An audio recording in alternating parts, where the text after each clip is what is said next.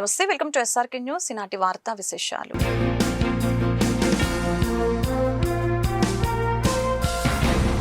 రైతు సంతోషంగా ఉంటేనే రాష్ట్రం సుభిక్షంగా ఉంటుందని, రైతుకి భరోసా కల్పించి వ్యవసాయ రంగానికి పునర్వైభవం తీసుకుని రావటమే ఎన్డీఏ ప్రభుత్వ లక్ష్యమని రాష్ట్ర వ్యవసాయ శాఖ మంత్రి కింజారపు అచ్చెన్నాయుడు అన్నారు. సోమవారం లాం గ్రామంలోని ఎన్జీ రంగ వ్యవసాయ విశ్వవిద్యాలయంలో ఏరువాక పౌర్ణమి కార్యక్రమాన్ని పొలంలో ఎద్దుల అరక దున్ని మంత్రి ప్రారంభించారు. ఈ సందర్భంగా మంత్రి మాట్లాడుతూ వ్యవసాయానికి తొలి పండుగ అయిన ఏరువాకను గుంటూరులో నిర్వహించడానికి ప్రత్యేక కారణం ఉందని, రైతాంగానికి గుంటూరు జిల్లాతో అవినాభావ సంబంధం ఉన్నందున ఈ కార్యక్రమాన్ని ఇక్కడ నిర్వహించామని తెలిపారు. రాష్ట్ర జనాభాలో దాదాపు 66% మంది వ్యవసాయం అనుబంధ రంగాలపై ఆధారపడి జీవిస్తున్నారని, అందువల్ల వ్యవసాయ రంగానికి అత్యధిక ప్రాధాన్యం ఇస్తున్నామని తెలిపారు. గత ప్రభుత్వ నిర్లక్ష్యంతో తీవ్రంగా దెబ్బతిన్న వ్యవసాయ రంగాన్ని ముఖ్యమంత్రి నారా చంద్రబాబు నాయుడు నాయకత్వంలో 2 ఏళ్లలో గాడిలో పెట్టగలిగామని అన్నారు.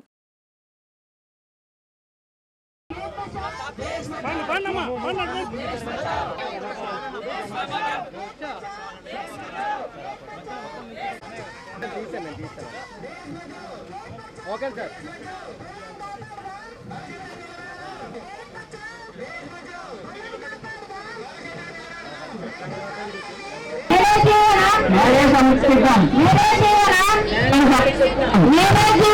నేలను సంరక్షిద్దాం. పచ్చని పొలాలు ఆరోగ్యానికి ఆనవాళ్ళు, పచ్చని పొలాలు ఆరోగ్యానికి ఆనవాళ్ళు, పచ్చని పొలాలు ఆరోగ్యానికి ఆనవాళ్ళు, పచ్చని పొలాలు ఆరోగ్యానికి ఆనవాళ్ళు. పొలం రక్షణ దేశ రక్షణ, పొలం రక్షణ దేశం రక్షణ.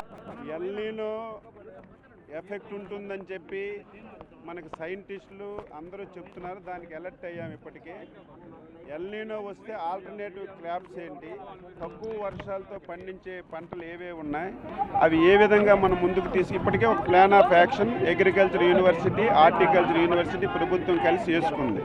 ఇంక ఇప్పుడే స్టార్ట్ అయ్యింది. ఫస్ట్ ఫేజ్లో మనం ఎర్లీ ఖరీఫ్కి వెళ్ళడానికి మనకు ఉన్న వాటర్ను వాడుకొని తక్కువ వాటర్తో ఏ పంటలు ఇవ్వాలనేది మొత్తం ఇప్పటికీ ఒక ప్రణాళిక వేసుకున్నాం. ఇప్పుడు మనకి ఇంక స్టార్ట్ అయ్యింది. ఇంకొక 5-10 రోజుల్లో 20 రోజుల్లో మనకు ఒక ఐడియా వస్తుంది. ఒకవేళ సైంటిస్టులు చెప్పినట్టుగా ఎల్నినో వస్తే ఆల్టర్నేటివ్ క్రాప్స్కి, ఆల్టర్నేటివ్ వ్యవసాయ విధానానికి కూడా ప్రభుత్వం సిద్ధంగా ఉంది. దానికి అవసరమైనటువంటి విత్తనాలు కానీ ఏదైతే మనకి ప్రభుత్వం నుంచి అందించవలసినటువంటి సహాయం కూడా సిద్ధం పెట్టుకుని ఉన్నాం. దానికి కూడా సిద్ధంగా ఉంది. రైతులు మాత్రం ఈ సంవత్సరం మనకి సహకరించాలి. ఎందుకంటే ఎల్నినో వచ్చేటప్పుడు శాస్త్రవేత్తలు చెప్పిన విషయాలు, ప్రభుత్వం చెప్పిన విషయాలు రైతులు ఆచరిస్తే తప్ప తర్వాత మనకు నష్టం జరిగిందంటే చాలా ఇబ్బందులు పడతాం. కాబట్టి మేము అందుకే డోర్ స్టెప్కి వెళ్ళాం. మొన్న కూడా మీకు తెలుసు, రైతు ముంగటికి వెళ్ళి వారం రోజులు ఎల్నినో గురించి చెప్పాం, ప్రభుత్వం ఏం చేస్తుంది అవి చెప్పాం. ఈరోజు ఏపీ ఏఎంఎస్ యాప్ పెట్టాం, అది ఏ రకంగా వాడుకోవాలని చెప్పి దీనివల్ల రైతులకు కూడా ఇప్పుడు అవగాహన వస్తుంది. కాబట్టి సిద్ధపడ్డాం, అన్ని విధాలు ముందుకెళ్తాం. పొగాకు ఎందుకు తగ్గించామంటే ఇప్పుడే చెప్పాను. పొగాకు బోర్డు 140 మిలియన్ కేజీలకి టార్గెట్ ఇచ్చింది. ధర ఉందని చెప్పి 250 మిలియన్ కేజీలు వేసారు. దీనివల్ల ధర తగ్గింది. ఈ సంవత్సరం 80 కేజీలను ఎందుకు ముందు అనౌన్స్ చేశామంటే రేపు భవిష్యత్తులో పొగాకు పెరగదు కాబట్టి ధర పెరగడానికి అవకాశం ఉందని పెంచాం. మీరు చెప్పింది ఆల్టర్నేటివ్ క్యాప్స్కి గ్రామ సభలు పెట్టి ఇప్పటికే వ్యవసాయ శాఖ కింది స్థాయి అధికారులకి వీడియో కాన్ఫరెన్స్ తీసుకున్నాం, మీటింగ్ పెట్టాం. రైతుకి అడిగి ఆల్టర్నేటివ్ క్రాప్స్ కూడా మళ్ళీ అందరూ ఒకే పంట వేస్తే మళ్ళీ ప్రాబ్లం వస్తుంది. కాబట్టి ఇంటర్నేషనల్గా, నేషనల్గా ఉన్న పరిస్థితులన్నీ చూసుకొని ఏ పంట వేస్తే నెక్స్ట్ మనకి ఇబ్బంది రాకుండా ఉంటుందో రైతులకి ఎడ్యుకేట్ చేసి ఏ పంట వేయాలని చెప్పి స్పష్టమైనటువంటి సమాచారానికి ఇచ్చి అందరం కలిసి పనిచేయడానికి ఒక ప్రణాళికాబద్ధంగా ముందుకెళ్తాం. 5 సంవత్సరాలు ఏ పార్టీ నాయకుడైనా, ఏ రైతైనా ఇంట్లో నుంచి గడప దాటి బయటకు వచ్చే పరిస్థితి ఉండేదా? నువ్వు పాకిస్తానా, ఇది ఇతర రాష్ట్రమా, ఇతర దేశం అని శ్రీరంగ నీతులు మాట్లాడితే నమ్మేవాడెవడు? నీ సోది వినేవాడెవడు? ప్రజలంత అమాయకులు కాదు. ప్రతిదీ బ్యారేజ్ చేస్తారు. ఈరోజు ఏం జరిగింది, నిన్నేం జరిగింది, మొన్నేం జరిగింది, ప్రతిదీ బ్యారేజ్ చేసుకుంటారు తప్ప నువ్వు ఎన్ని విధాలు తాపత్రయపడినా సరే నీకు మళ్ళీ నమ్మరు అనేది నేను అనుభవం కలిగిన వ్యక్తిగా, ఏదో రాజకీయంగా నేను మాట్లాడటం కాదు. నేను అప్పుడే చెప్పాను 160 స్థానాలతో ఎన్డీఏ వస్తుంది. ఎందుకు చెప్పాను? నీకెందుకు ఓట్లు వేయాలి? అసలు నీది ఒక రాజకీయ పార్టీ అయినా? నువ్వు ఒక నాయకుడివేనా? రాజకీయ పార్టీ అంటే ఎలాగుండాలి? ప్రజల అభిమతాలకు అనుగుణంగా పనిచేయాలి, ఉన్న పరిస్థితులు అనుగుణంగా పనిచేయాలి. ప్రతి దానికి విధ్వంసం తప్ప ఇంకొకటి లేదు. నువ్వు ఈ జన్మలో ఈ రాష్ట్రంలో మళ్ళీ వచ్చే పరిస్థితి ఉండదు అని చెప్పి తెలియజేస్తున్నాను. పీఆర్సీ కమిటీ ఏర్పాటుకు ప్రభుత్వం వెంటనే చర్యలు తీసుకోవాలని ప్రభుత్వ పెన్షనర్స్ అసోసియేషన్ రాష్ట్ర అధ్యక్షుడు డి వెంకటేశ్వర్లు డిమాండ్ చేశారు. అసోసియేషన్ కార్యవర్గ సమావేశం సోమవారం తాలూకాలోని పెన్షనర్స్ హోంలో జరిగింది. ఇందులో భాగంగా వెంకటేశ్వర్లు మాట్లాడుతూ పీఆర్సీతో పాటు ఐఆర్ ఇతర పెండింగ్ లో ఉన్న సమస్యల్ని పరిష్కరించాలని కోరారు. జూలై 26వ తేదీలోగా సమస్యలు పరిష్కారం చేయకుంటే ఆందోళన తప్పవని హెచ్చరించారు. ఈ సమావేశంలో అసోసియేషన్ ప్రతినిధులు ప్రభుదాసు, సుబ్బరాయుడు, అబ్దుల్ తదితరులు పాల్గొన్నారు.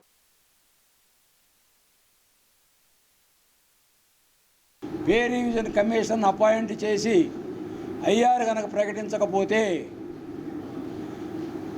ఆల్రెడీ ఏపీజేఏసీ సెక్రటేరియట్ సమావేశంలో తీసుకున్న నిర్ణయం ప్రకారం గౌరవ చీఫ్ సెక్రటరీ గారికి ఒక ఇంటిమేట్ చేయటం, తర్వాత జూలై 26 లోపల కనుక పే రివిజన్ కమిషన్ అపాయింట్ చేసి ఐఆర్ ప్రకటించి మిగతా బెనిఫిట్స్ మీద కూడా కనుక మనకి ప్రామిస్ రాకపోతే కార్యాచరణలో దిగడానికి కూడా ఒక నిర్ణయం తీసుకున్నాం. కాబట్టి ఈ గవర్నమెంట్ కూడా ఈ విషయాలన్నింటి కూడా ఇవన్నీ పోరాటం ద్వారా సాధించుకున్నాయి.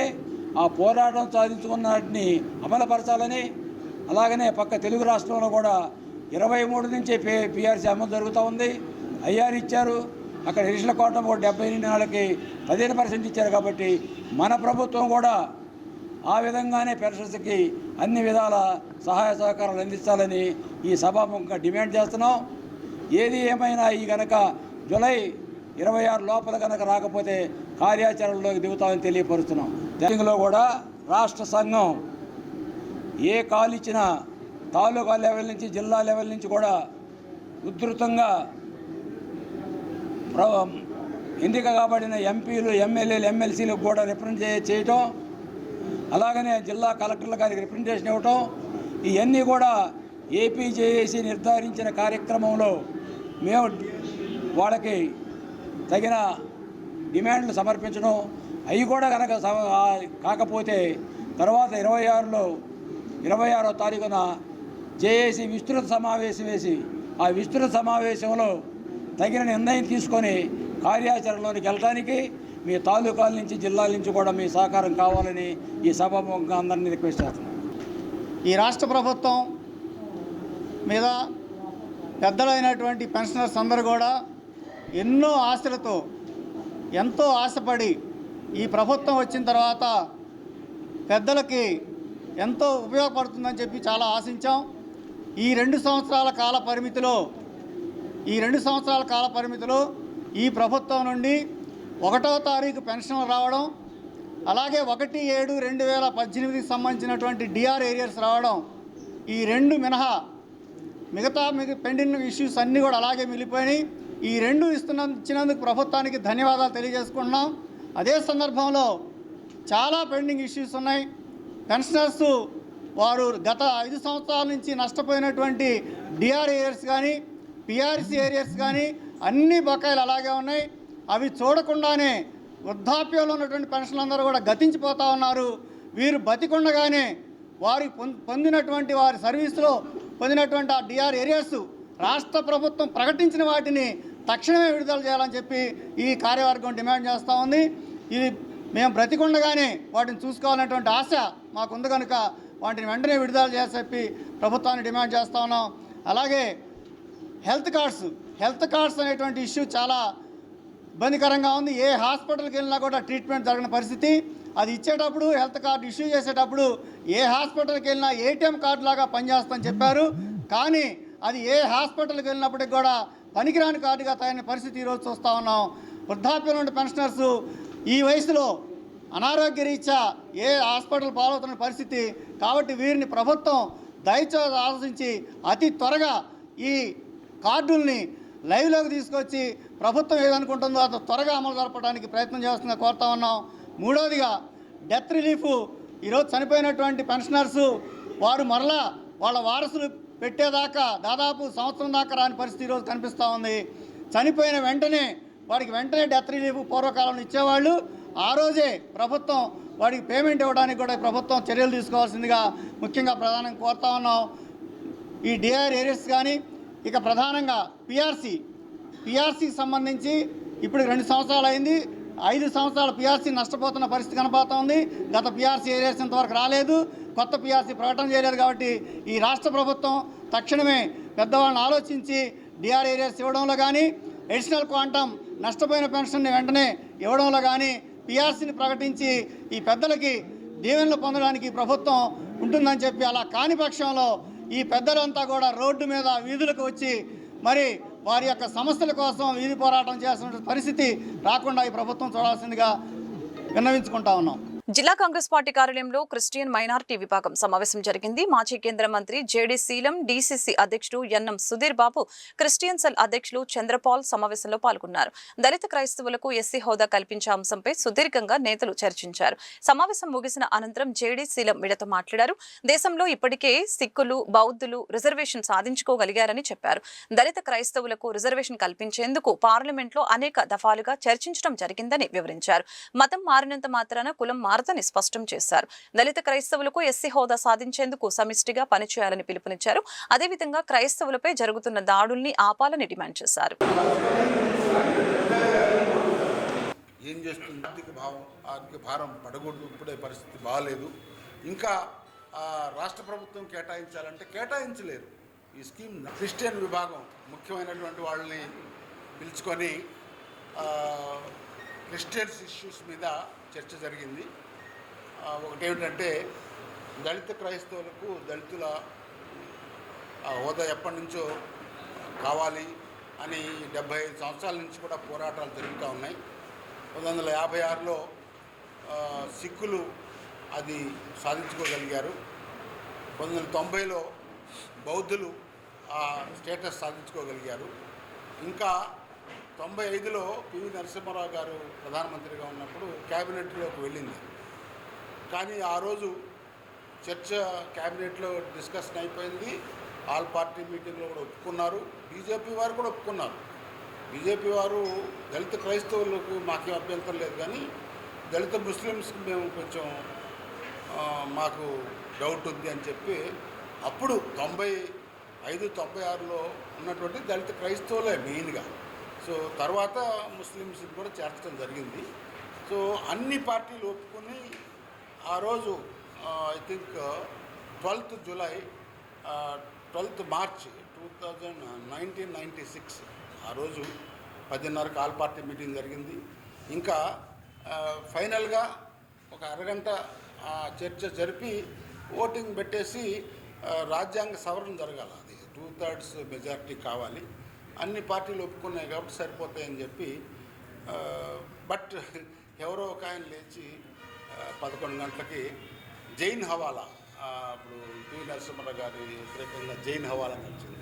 ఆ టాపిక్ ఎత్తి మధ్యాహ్నం వరకు హౌస్ నడవనీలా. నేనున్నా అక్కడ ఆఫీసర్గా ఉన్నప్పుడు, నేను PS టు వెల్ఫేర్ మినిస్టర్. ఇదే సబ్జెక్టు మేమే చూసాం. నేనే అందరినీ పోగు చేసి అన్ని పార్టీల వాళ్ళని, తర్వాత బిషప్ని, పాస్టర్ని అందరినీ పోగు చేసి ఒక అంగీకారాన్ని తీసుకొచ్చాము 96లో. తర్వాత మధ్యాహ్నం 1992లో మీరు బౌద్ధ అది బాబ్రీ మసీద్ యుద్ధం చేశారని కొంతమంది లేచారు. హాఫ్ డే అది కూడా పోయింది. ఆ రోజు అరగంట కనుక చర్చ జరిగినట్టయితే అది సిక్కులతో పాటు బౌద్ధులతో పాటు క్రైస్తవులకు కూడా అది అవకాశం దక్కేదే. చాలా బాధాకరం. అప్పటి నుండి మళ్ళా దేవగౌడ గవర్నమెంట్ వచ్చినప్పుడు కూడా ట్రై చేశాం. దేవగౌడ గవర్నమెంట్లో చర్చికి క్యాబినెట్లో నాకు తర్వాత పాస్వాన్ గారు, రామ్విలాస్ పాస్వాన్ గారు చెప్పారు. చర్చ జరిగింది. ఐ థింక్ కొత్త ఇప్పుడు నరసింహరావు గారి గవర్నమెంట్ అయిన తర్వాత దేవగౌడ గవర్నమెంట్ గారు వచ్చినప్పుడు జూలై నెలలో, జూను జూలై అనుకుంటా ఆ టైంలో జరిగితే సొసై అని కేసు జరిగింది సుప్రీంకోర్టులో 84లో. సుప్రీంకోర్టులో ఒక జడ్జిమెంట్లో ఏమొచ్చిందంటే, క్రైస్తవత్వం తీసుకున్న తర్వాత కూడా, మతం మారిన తర్వాత కూడా వివక్ష కనుక కంటిన్యూ అయితే చేయొచ్చు, కానీ on the day as on that day మా దగ్గర ఎంపిరికల్ ఎవిడెన్స్ లేదు. అప్పుడు చెప్పారు, అప్పుడు 84లో కొన్ని సంఘటనలు జరిగినాయి, తమిళనాడులో జరిగినాయి అని చెప్పారు, కానీ రికార్డెడ్గా లేదు అని చెప్పి ఇవ్వాల. చర్చి పెద్దలందరినీ పిలుచుకొని ఈరోజు సమావేశం జరిపాము. క్రైస్తవుల మీద జరుగుతున్న దాడుల గురించి దానికి ఒక పరిష్కార మార్గము. ఇప్పుడు క్రైస్తవులను చూస్తే విద్య, వైద్యము, అంతేకాక ఆశ్రమాలు ఎన్నో కల్పించింది. ఎప్పటి నుంచో క్రైస్తవ సంస్థలు కానీ, క్రైస్తవ మిషనరీలు కానీ, క్రైస్తవ పెద్దలు కానీ, పాస్టర్లు కానీ, చర్చెస్ కానీ ఎన్నో ఒక తన మన భేదం లేకుండా అందరికీ, ఒక క్రైస్తవులే కదా, ఎవరికి ఏమి కావాలన్నా సహాయం చేసే దాంట్లో క్రైస్తవులు ముందుంటున్నారు, క్రైస్తవ మిషనరీలు ముందుంటున్నాయి, సేవ చేసే దాంట్లో ముందుంటున్నారు. ఈరోజు ఒక మనిషి జన్మించడం దగ్గర నుంచి మరణించడం వరకు క్రిస్టియన్ సంస్థలు, క్రిస్టియన్ ఆసుపత్రులు, క్రిస్టియన్ స్కూల్స్ అన్నీ ప్రిఫర్ చేస్తున్నారు. అంత ఇంపార్టెంట్ క్రైస్తవుల మీద ఉంది. రాజ్యాంగం, లౌకిక భారతదేశంలో రాజ్యాంగం ప్రకారం మేము ఫాలో అవుతాము క్రైస్తవులు. మాకు దాడులు, యుద్ధాలు చేయడం మాకు రాదు. భారతదేశంలో అన్ని కులాలు, మతాలు, వర్గాలు సమ్మేళనమే అంతా భారతదేశం యొక్క మెయిన్ విధానము. మేము రాజ్యాంగాన్ని ఫాలో అవుతాము. రాజ్యాంగంలో ఉన్న హక్కులు, మత స్వేచ్ఛ, స్వతంత్రం, సమానత్వం ఇవన్నీ మేము కావాలని మేము కోరుకుంటున్నాము. ఇప్పుడు మాకు దళిత క్రైస్తవుల హోదా బీసీసీలకు కావాలి. దళిత క్రైస్తవుల హోదా మీద ప్రతి ఒక్కళ్ళు మాకు సంబంధించి చర్చిలు కావచ్చు, చర్చి పెద్దలు కావచ్చు, చాలామంది పోరాడుతూ ఉన్నారు. అది ఒక అంశము. ఇప్పుడు గుంటూరు జిల్లాలో, గుంటూరు నగరంలో ఉన్న సమస్య ఏంటంటే గ్రేవ్ యార్డ్ సమస్య. సమాధులు లేదు. బతుకున్నంత కాలం చాలా ఆర్భాటాలతో బిల్డింగ్లు కట్టుకొని సుఖ సంతోషంతో జీవిస్తూ ఉన్నారు క్రైస్తవులు అందరము. కానీ చనిపోయిన తర్వాత ఒక 6 అడుగుల జాగా కోసం మా పోరాటం. 6 అడుగుల జాగా కోసం గవర్నమెంట్ వారు ఎక్కడ అంతకుముందు గవర్నమెంట్లో అన్నారు, అది అనివార్య కారణం వల్ల క్యాన్సిల్ అయింది. ఇప్పుడు మాకు ఆ సమాధుల సైట్ కావాలి, అలాట్ చేయమని దాని గురించి బాగా జరిగింది డిస్కషను. శీలం గారు దాని గురించి అధికారులతో మాట్లాడారు. అంతకంటే ముందు సమాధుల యొక్క సమస్యని, సమాధుల ఆ స్థలం ఎలా అలాట్ చేశారన్నది మన మధ్యలో ఆర్టీఐ కమిషనర్గా ఉన్నారు శామ్యుయల్ జోనాథన్ గారు. వీరు దాని మీద ఫైట్ చేసి ఆ సమాధులకు సంబంధించి స్థల సేకరణలో ఈయన పాత్ర ఎంతో ఉంది. ముఖ్యంగా దళిత క్రైస్తవులు ఎదుర్కొంటున్న సమస్యల మీద ఈరోజు ఈ మీటింగ్ పెట్టడం జరిగింది. మేమందరం గుంటూరు నగరంలో వివిధ చర్చలు సంబంధించిన వాళ్ళు సుమారు ఒక 20-25 మంది వచ్చి సమస్యల మీద చర్చించడం జరిగింది. సో ముఖ్యంగా మత స్వేచ్ఛ అనేది రాజ్యాంగంలో ఆర్టికల్ 25 ప్రకారము ప్రతి భారతీయ పౌరుడికి తనకు ఇష్టమైన మతాన్ని ఆచరించుతూ, మతాన్ని గురించి చెప్పుతూ, మతాన్ని వ్యాప్తి చేసే విధంగా సంపూర్ణమైన ప్రాథమిక హక్కు భారత రాజ్యాంగంలో రూపొందించబడింది.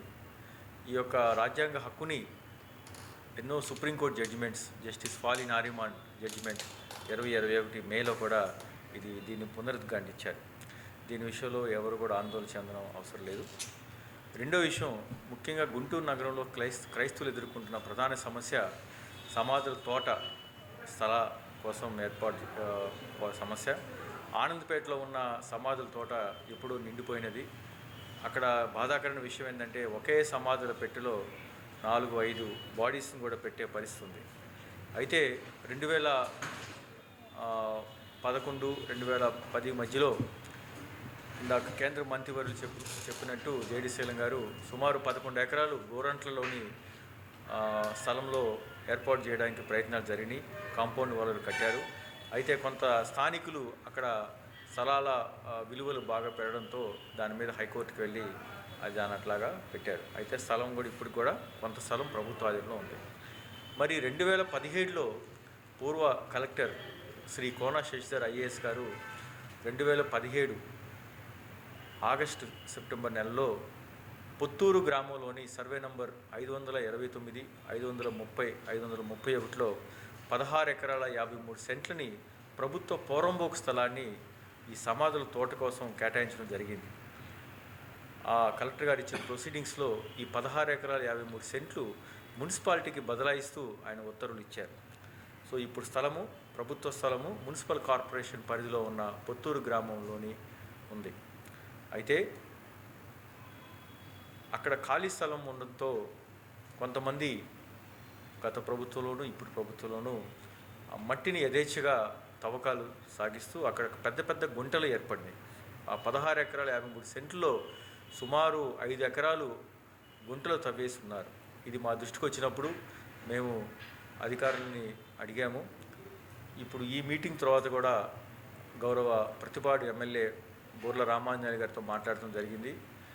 ఆయన్ని త్వరలో కలిసి ఈ సమస్యని ఆయనకి నివేదిస్తాము. అలాగే జిల్లా కలెక్టర్ మరియు మున్సిపల్ కమిషనర్ గారిని కలిసి కూడా ఈ యొక్క ముందు అక్కడ అక్రమ మట్టి తవ్వకాలు ప్రస్తుతం జరుగుతున్నాయని ఆపేయాలి.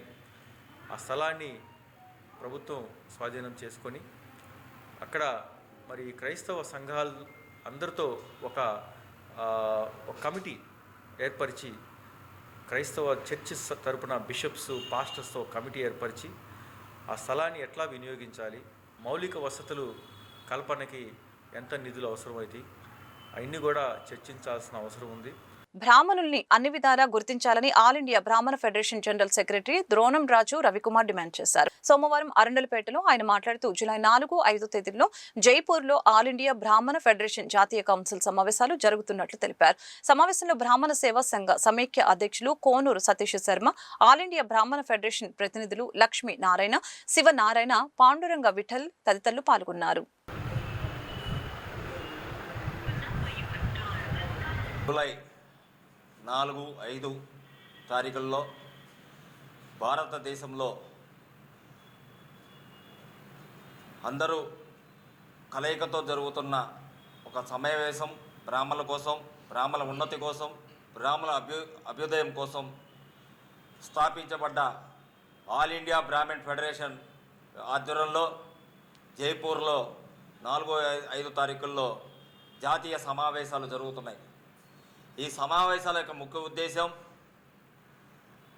రాను రాను బ్రాహ్మణుల యొక్క ఆర్థిక, రాజకీయ, సామాజిక రంగాల్లో వెనుకబడుతున్నాం. అలానే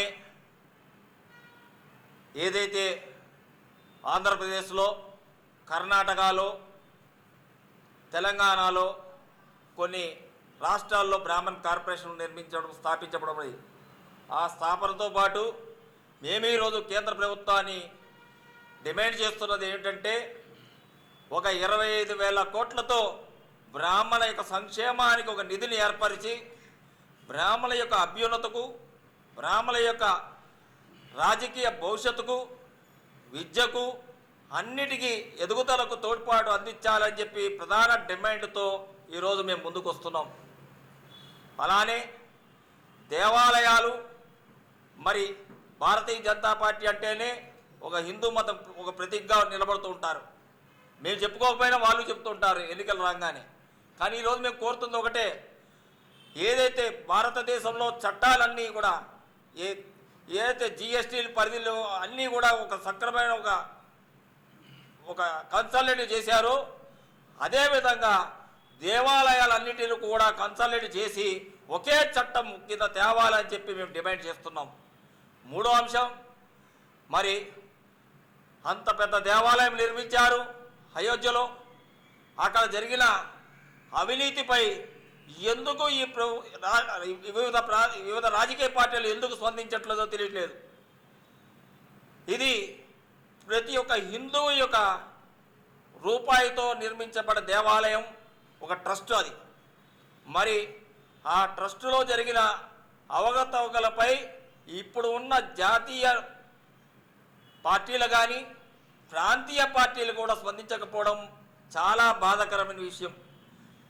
దీనిపై కేంద్ర ప్రభుత్వాన్ని మేము డిమాండ్ చేస్తుంది ఏంటంటే సుప్రీంకోర్టు ప్రధాన న్యాయమూర్తి లేదా సిట్టింగ్ జడ్జిలతో ఒక కమిటీ వేసి న్యాయ విచారణ చేసి దీనిపై ఇంకొకసారి ఇటువంటి తప్పు పునరావృతం కాకుండా చేయవలసిన బాధ్యత మీకు ఉందని తెలియజేయడానికి కూడా మేము తీర్మానం పెడుతున్నాం.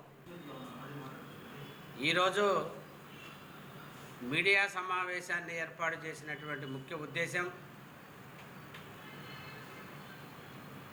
All India Brahman federation, Andhra Pradesh బ్రాహ్మణ సేవా సంఘ సమాఖ్య భారతదేశంలో బ్రాహ్మణ సామాజిక వర్గానికి అండగా ఉండే కోసం 1984లో విశాఖపట్నం వేదికగా ఈ 2 సంస్థల్ని ఏర్పాటు చేయడం జరిగింది. ఇవాళ 43 సంవత్సరాలు పూర్తి చేసి 44వ సంవత్సరంలోకి అడుగుపెట్టినటువంటి సందర్భంలో జైపూర్లో 4-5 తారీఖుల్లో నేషనల్ ఎగ్జిక్యూటివ్ కౌన్సిల్ మీటింగ్ మరియు జనరల్ బాడీ సమావేశం జరుగుతుంది. ఈ సమావేశం వివరాలను తెలియజేయడం కోసం all India Brahman federation secretary general Dronamraju Ravikumar గారు, చీఫ్ అడ్వైజర్ పెద్దిబొట్ల లక్ష్మీనారాయణ గారు, జాతీయ కోశాధికారిగా ఎన్నిక కాబడ్డ ధ్రువనారాయణ శర్మ గారు, గుంటూరు జిల్లా. ప్రజా సమస్యల పరిష్కార వేదిక కార్యక్రమంలో వచ్చే అర్జీదారుల సమస్యల్ని సున్నితంగా అర్థం చేసుకుంటేనే నాణ్యమైన పరిష్కారం అందించేందుకు సాధ్యమవుతుందని జిల్లా కలెక్టర్ సీఎం సాయికాంత్ వర్మ అన్నారు. సోమవారం జిల్లా కలెక్టరేట్ లో ప్రజా సమస్యల పరిష్కార వేదిక కార్యక్రమం జరిగింది. జిల్లా కలెక్టర్ తో పాటు joint collector Ashutosh Srivastava, DRO Khajavali, deputy కలెక్టర్లు లక్ష్మీకుమారి, గంగరాజు, డేవిడ్ అర్జీదారుని నుంచి దరఖాస్తులు స్వీకరించి పరిష్కారానికి కృషి చేశారు. ఈ సందర్భంగా జిల్లా కలెక్టర్ మాట్లాడుతూ అర్జీల పరిష్కారంలో ప్రజల సంతృప్తి అంతిమ లక్ష్యంగా దరఖాస్తులు పరిష్కరించాలని అన్నారు. ఎక్కువ రోజులు పెండింగ్ లో ఉంచకుండా నాణ్యమైన పరిష్కారం చూపాలని అన్నారు.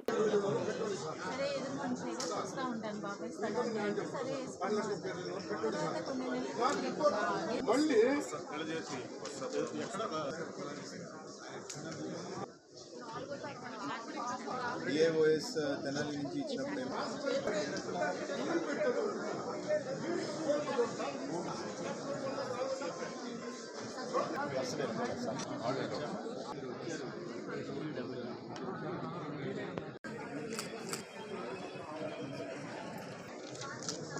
విద్యార్థులు కష్టపడి చదువుకుంటే ఉజ్వలమైన భవిష్యత్తు ఉంటుందని గుంటూరు నగర మాజీ మేయర్ కావటి శివనాగ మనోహర్ నాయుడు అన్నారు. కావటి సుధీర్ నాయుడు ఫౌండేషన్ ఆధ్వర్యంలో సోమవారం నల్లచెరువులోని మోడల్ ప్రాథమిక పాఠశాల విద్యార్థులకి పుస్తకాలు పంపిణీ కార్యక్రమం జరిగింది.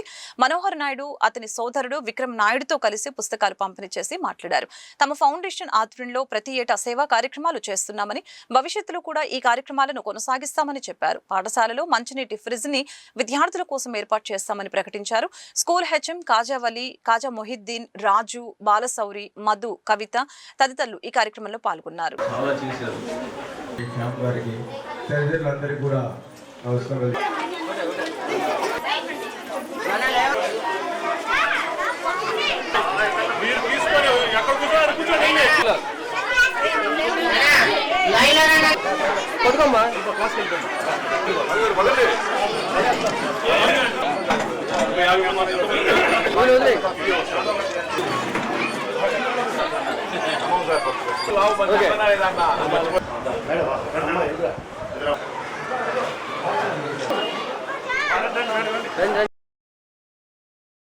నల్లచెరువు ప్రాంతమైనటువంటి ప్రాంతంలో మున్సిపల్ కార్పొరేషన్ పాఠశాల ఉంది. ఇక్కడ ప్రభుత్వ పాఠశాల కాబట్టి ఉచితంగా విద్యను అభ్యసించేటువంటి కార్యక్రమం ఉంటుంది. కాబట్టి మా కావటి సుధీర్ నాయుడు చారిటబుల్ ట్రస్ట్ ఆధ్వర్యంలో ఇక్కడ విద్యార్థులకి సుమారు 220 మంది ఉన్నారు. ఇక్కడ విద్యార్థులు వాళ్ళకి ఉచితంగా మరి నోట్బుక్స్తో పాటు అదేవిధంగా బిస్కెట్ ప్యాకెట్లు అవి కూడా ఈరోజు మా ట్రస్ట్ ద్వారా అందించడం కూడా జరిగింది. మరి ఈరోజు ఈ కార్యక్రమంలో భాగంగా మేము అందరం కూడా ఇక్కడికి వచ్చినప్పుడు పాఠశాల ఉపాధ్యాయులు వాటర్కి చాలా ఇబ్బంది పడుతూ ఉన్నాం. మరి వేసవికాలం అప్పుడు మాకు బయట నుంచి నీళ్లు తెచ్చుకొని తాగాల్సిన పరిస్థితి వస్తూ ఉంది. వేడిగా ఉంటేనే నీళ్లు పిల్లలు ఇబ్బంది పడతా ఉన్నారని చెప్పారు. మరి మా ట్రస్ట్ ద్వారా మరి వాటర్ కూలర్ ఒకటి మరి ఏర్పాటు చేయబోతా ఉన్నాం. తప్పకుండా వాళ్ళకి ఏదైతే ఉపాధ్యాయులు అడిగారో అదేవిధంగా ఈ ట్రస్ట్ ఆధ్వర్యంలో తప్పకుండా ఈ ప్రాంత ప్రజలకి మంచి చేయాలి, ఈ ప్రాంతంలో ఉండే విద్యార్థులకు మంచి చేయాలనే ఉద్దేశంతో ప్రతి నెల ఏదో కార్యక్రమం కొంత అమౌంట్ ఈ ట్రస్ట్ కేటాయించి మరి ఈ ట్రస్ట్ ద్వారా సేవా కార్యక్రమాలు చేయాలని చెప్పి నిర్ణయం తీసుకోవడం జరిగింది. గతంలో కూడా ఈ యొక్క వెజిటేబుల్ బళ్ళు అదేవిధంగా ఇస్త్రీ టిఫిన్ బళ్ళు కూడా ఈ ట్రస్ట్ ద్వారా ఇవ్వడం కూడా జరిగింది. కొంతమందికి మళ్ళీ స్కాలర్షిప్లు కావచ్చు అదే ఇవ్వడం కూడా జరిగింది. మరి ఈ సంవత్సరం ఏమన్నా బుక్స్ కూడా ఇస్తూ ఉన్నాం. తప్పకుండా ఈ ట్రస్ట్ ద్వారా తప్పకుండా పలు సేవా కార్యక్రమాలు చేయాలని చెప్పేసి కూడా మా కుటుంబ సభ్యులందరూ నిర్ణయం తీసుకోవడం కూడా జరిగింది. మరి ఈ ప్రాంతంలో ఉన్నటువంటి అందరూ కూడా నాకు మంచి ఆప్తులు కాబట్టి ఈ ప్రాంతంలో నాకు నేను రాజకీయంగా ఓనమాలు నేర్చుకున్నాను కాబట్టి ఈ ప్రాంత ప్రజలకు రుణం తీర్చుకోవాలనే ఉద్దేశంతో ఎంతో కొంత ఈ ప్రాంతానికి సేవ చేయాలనే ఉద్దేశంతో ఒక మంచి కార్యక్రమం తీసుకొని ఈరోజు బుక్స్ పంపిణీ చేస్తూ ఉన్నాం. తప్పకుండా ఈ ట్రస్ట్ ద్వారా పలు సేవా కార్యక్రమాలు రాబో కాలంలో ఇంకా చేస్తామని చెప్పేసి కూడా తెలియజేసుకుంటా ఉన్నాను. గుంటూరు ఎన్జిఓ కాలనీలోని Sumedha high school best interactive club of Amaravati region అవార్డును దక్కించుకుంది. హైదరాబాద్ లో ఈ నెల 27న ఆర్ఏ డిస్ట్రిక్ట్ 3150 ఇంటరాక్టివ్ కాన్ఫరెన్స్ జరిగింది. ఈ కాన్ఫరెన్స్ లో rotary club of Guntur centennial తరపున పాల్గొన్న సుమేధ హై స్కూల్ ప్రదర్శించిన ప్రాజెక్టులకి బెస్ట్ ఇంటరాక్టివ్ క్లబ్ అవార్డు లభించింది. ఈ మేరకు సెంటినియల్ అధ్యక్షులు డాక్టర్ వీర రాఘవరావు పాఠశాల యాజమాన్యంతో పాటు విద్యార్థుల్ని ప్రత్యేకంగా అభినందించారు. ఇదిలా ఉంటే సోమవారం శంకర నేత్రాలయం సహకారంతో rotary club of Guntur centennial Sumedha school ఆవరణలో ఉచిత నేత్ర వైద్య శిబిరాన్ని నిర్వహించారు.